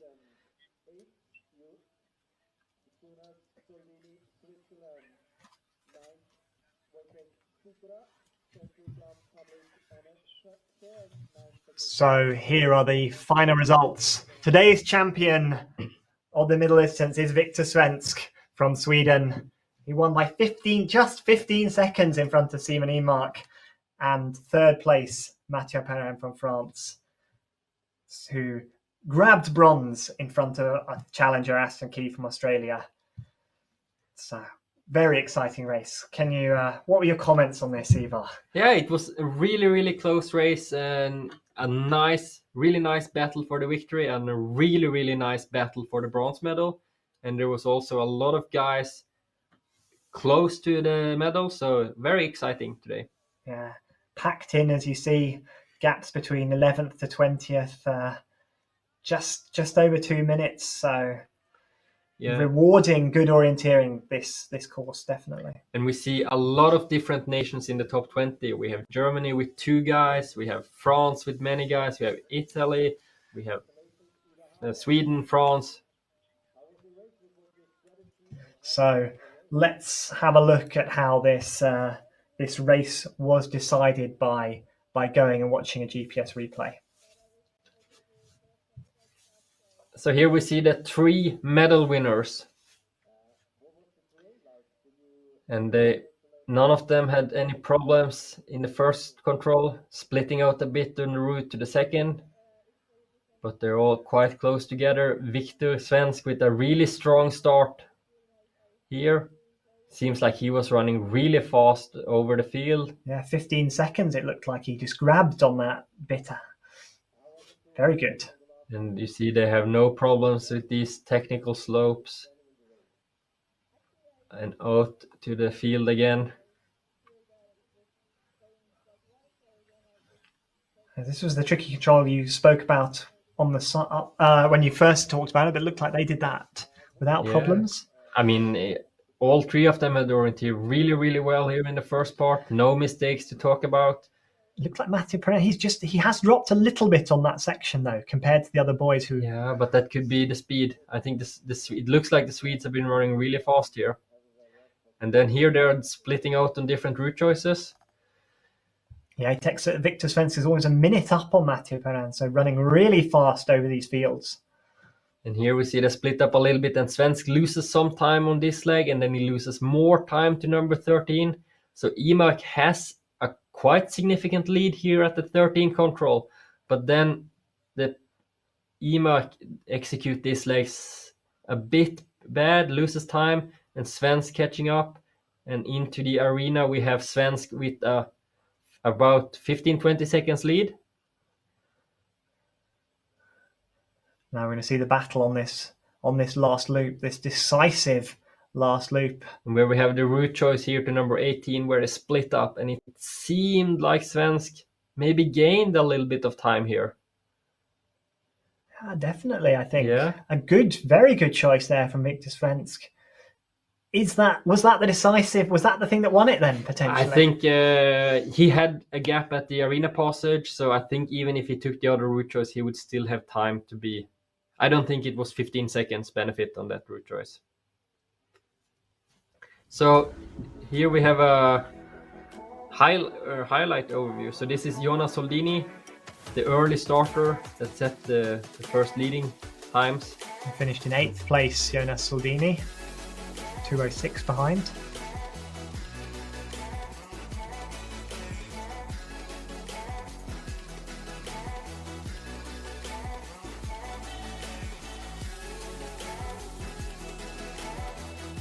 So Simon Imak finishing with a strong race. We talked about it was potentially a winning race, ended up to be the silver medal. Yeah, just small gaps there, but very exciting orienteering that we've been privileged to watch. We hope that you've enjoyed it. I love orienteering, so to sit around and talk about it's been a real pleasure. We hope it's brightened up your day or your evening, and it was worth being there for. Hope that you follow more productions in the future, where the relay is tomorrow. You can follow that on orienteering.sport. Yeah, with the GPS and the live results, there is no TV production. No TV production from us, unfortunately. But yeah, here we can finish with watching the picture of the winner and the bronze medal winner here, Mathieu Perrin. So, thanks for us. Yeah, thank you very much, and we wish you a wonderful day. Bye-bye. Bye-bye.